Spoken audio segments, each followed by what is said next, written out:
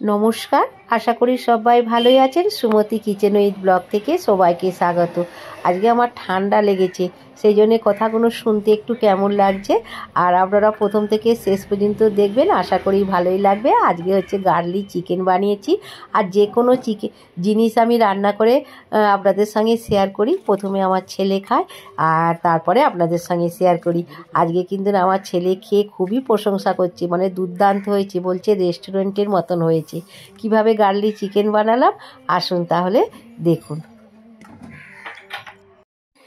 এখানে আমি 500 gram chicken নিয়েছি। চিকেনটাকে পরিষ্কার করে ধুয়ে নিয়েছি, আর একটা মেটে আছে। আর আমি হচ্ছে হাড় সমেত চিকেনটা নিয়েছি। আপনারা হাড় ছাড়া চিকেন নিতে পারেন, মানে বনলেস চিকেন নিয়েও করতে পারেন। আমি আজকে আর বনলেস চিকেন নিইনি, হাড় সমেতই নিয়েছি। পরিষ্কার করে ধুয়ে নিয়েছি। এখানে হচ্ছে আদা দিচ্ছি। আদাটা হচ্ছে ওই 1.5 চামচের মতন দিলাম। আর রসুনের পরিমাণটা বেশি দিচ্ছি। রসুনটা 2.5 চামচের মতন দিয়েছি।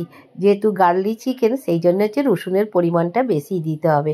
আর দিচ্ছি 2টো ডিম। আমি 2টো ডিম দিচ্ছি। আপনারা চিকেনের পরিমাণটা যেমন নেবেন সেই বুঝে ডিম দেবেন। আর এবার ভালো করে হচ্ছে মাখিয়ে নিচ্ছি। তারপরে আরও কিছু একটু মশলা দেবো। ডিমের সঙ্গে চিকেনটাকে ভালো করে মাখিয়ে নিলাম। আর একটা মেটে আছে, মানে দোকান থেকে যা দিয়েছে তাই নিয়ে এসেছে, তাতেই সেইগুলো দিয়েই আমি হচ্ছে আজকে গার্লিক চিকেনটা বানাচ্ছি। গোলমরিচ গুঁড়ো দিচ্ছি, একটু ঝাল ঝাল হলে খেতে ভালো লাগবে, আপনারা ঝালটা বুঝেই দেবেন। আর দিচ্ছি 1 চামচ ঝাল লঙ্কার গুঁড়ো। এবার এইগুলোকে ভালো করে হচ্ছে মাখিয়ে নিচ্ছি। এখন কিন্তু লবণ দেবো না, লবণ দিলে তাহলে জল বেরিয়ে যাবে, মানে চিকেন থেকে জল ছাড়বে। সেই জন্যে লবণ দিয়ে মাখিয়ে রাখলাম না, আমি এখন 1 ঘন্টার জন্য মাখিয়ে রেখে দিচ্ছি। একটা সস বানিয়ে নেবো। বাটিতে হচ্ছে কাশ্মীরি লঙ্কার গুঁড়ো নিচ্ছি, তাহলে গার্লিক চিকেনটা হচ্ছে কিন্তু খুব সুন্দর কালার হবে। 1 চামচ চিলি ফ্লেক্স দিলাম। আর একটু ঝাল হবে, ঝাল ঝাল হলে খেতে কিন্তু ভালো লাগবে। হালকা গরম জল দিয়ে হচ্ছে এটাকে গুলে নেবো। হচ্ছে একটু 1 চামচ হচ্ছে লবণ দিলাম, গরম জলটা দিয়ে গুলে নিচ্ছি। কালারটা দেখুন কত সুন্দর হয়েছে। কালারের জন্যে কিন্তু কাশ্মীরি লঙ্কার গুঁড়োটা দিলাম। এবার কিছু সস দেবো, টমেটো সস দিচ্ছি। যেহেতু 500 গ্রাম চিকেন আছে, 6 চামচ হচ্ছে টমেটো সসটা দিলাম। আর 2 চামচ হচ্ছে চিলি সস দিচ্ছি। ঝালটা আপনারা বুঝেই দেবেন। 2 চামচ হচ্ছে চিলি সস দিয়েছি, যেহেতু গুঁড়ো লঙ্কার গুঁড়ো দিয়েছিলাম, গোলমরিচ দিয়েছি, সেই জন্য 2 চামচ দিলাম। আর 3 চামচ হচ্ছে ভিনিগার দিলাম। আর 3 চামচ দিচ্ছি সোয়া সস। বেশি সোয়া সস দিলে কিন্তু কালো লাগবে। আর হচ্ছে 3 চামচ সোয়া সস দিয়ে দিলাম। দিয়ে ভালো করে এবার সসটাকে তৈরি করে নিচ্ছি। কালারটা কিন্তু খুব সুন্দর দেখতে লাগছে, দেখুন। ভালো করে সসটা আমি তৈরি করে নিয়েছি। সসটা তৈরি করে নিলাম।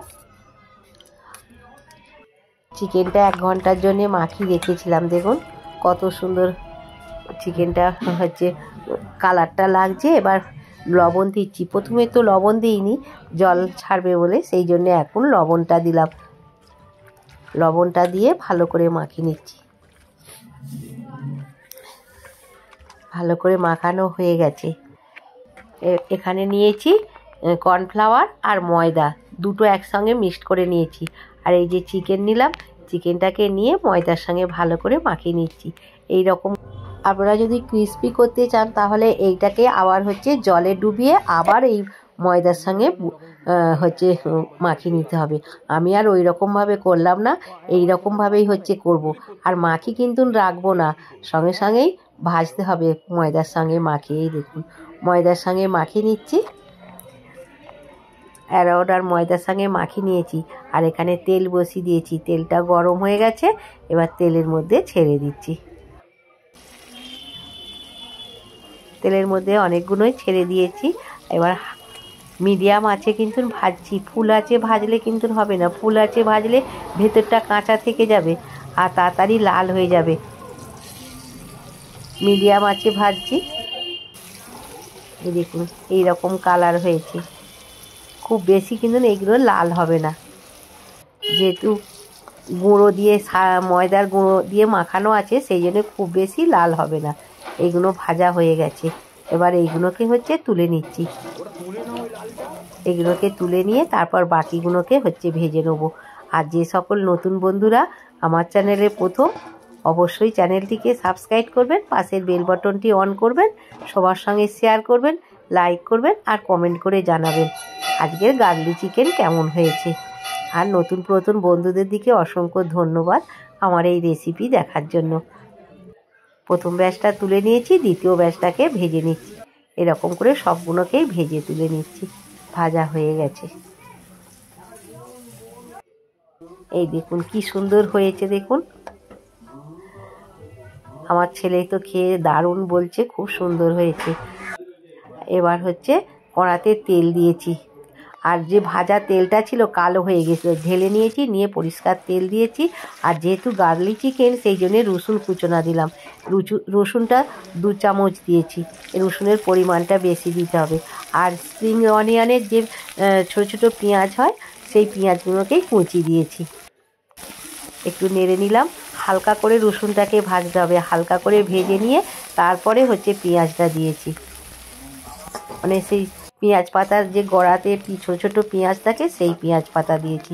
এই রকমই নাড়বো, এর থেকে বেশি আর পেঁয়াজকে ভাজবো না। এবার এই সসটা আছে, যে সসটা তৈরি করেছিলাম, এই সসটা ঢেলে দিলাম, দিয়ে একটু পেঁয়াজের সঙ্গে নেড়ে নেবো। আর এখানে নিয়েছি কর্নফ্লাওয়ার, কর্নফ্লাওয়ারটাকে হচ্ছে জলে গুলে নিচ্ছি। 2 চামচ হচ্ছে কর্নফ্লাওয়ার দিয়েছে, আর বেশি হয়ে গেছে, আমি 1 চামচের মতন হচ্ছে চিকেনে দেবো। দেখুন সসটা কত সুন্দর হয়েছে, দেখুন কালারটা কিন্তু খুব সুন্দর লাগছে। ভালো করে সসটাকে পেঁয়াজের সঙ্গে নেড়ে নিয়েছি। এবার যে চিকেনটা ভেজে রেখেছিলাম, চিকেনগুলো দিয়ে দিলাম। অনেকগুলোই চিকেন পকোড়া খাওয়া গেছে, খুবই ক্রিস্পি হয়েছে। ভালো করে সসের সঙ্গে চিকেনটাকে নেড়ে নিলাম।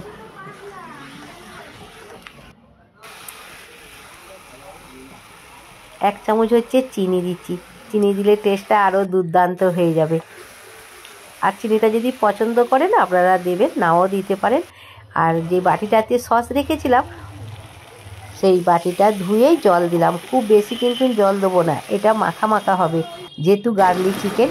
আর একটুখানি লবণ কম হয়েছিল, একটু লবণটা দিলাম, দিয়ে ভালো করে হচ্ছে একটু ফুটিয়ে নিচ্ছি। বেশি জল দিলে কিন্তু পাতলা হয়ে যাবে। আর এই 2 চামচ কর্নফ্লাওয়ারকে জলে গুলে রেখেছিলাম, হাফটা দিলাম। সবটা দিলে কিন্তু খুবই গাঢ় হয়ে যাবে, তাহলে গ্রেভিটা খুবই গাঢ় হয়ে যাবে, সেই জন্যে হাফটা দিলাম। এবার একটু পেঁয়াজ পাতা দিচ্ছি, ছোটো ছোটো করে পেঁয়াজ পাতাগুলো কুচি নিয়েছিলাম, একটু পেঁয়াজ পাতা দিয়ে নেড়ে নিচ্ছি। পেঁয়াজ পাতাটা দিয়ে বেশিক্ষণ কিন্তু নাড়বো না। এবার হচ্ছে ঢেলে নিচ্ছি।